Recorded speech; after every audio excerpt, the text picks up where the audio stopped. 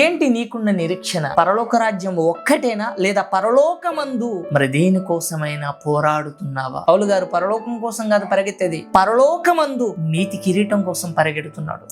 Stephen పరిగెత్తేది దేవుని సువార్తకు అనేకులను పాత్రులుగా చేయడానికి. మరి నీ ప్రయాణం ఏంటి? నీ ప్రయాస ఏంటి? పరలోకమందు నీకున్న నిరీక్షణ ఏది? అది సింహాసనమా? అది జీవ కిరీటమా? అది నీతి కిరీటమా? అది మహిమ కిరీటమా? లేదా బలా నమ్మకమైన మంచి దాసుడా అన్న నామకరణమా? ప్రయాసపడి భారం మోసే సమస్త జనులారా అనే ఒక విలువైన గౌరవ పదం. పరలోకమందు నీ నిరీక్షణ దేని మీద?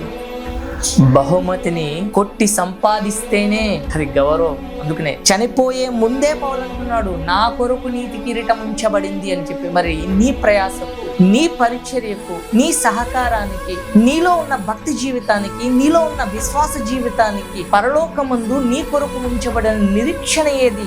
మరి నీ కొరకు ఏమి ఉంచబడింది? అందరిలా పాటలు పాడి, అందరిలా వాక్యం చెప్పి, అందరిలా పేరు ప్రఖ్యాతులను సంపాదించుకునే ప్రయత్నంలోనే నువ్వు ఉంటే ప్రభు మనసులో సుస్థిర స్థానాన్ని సంపాదించుకోలేవు. పరలోకం కోసమే నీ పరుగులు కాదు, పరలోకమందు నీతి కిరీటం కోసం పరిగెత్తు. పరలోకమందు నీ కొరకు దాచి ఉంచబడిన మహిమ కిరీటం కొరకు పరిగెత్తు.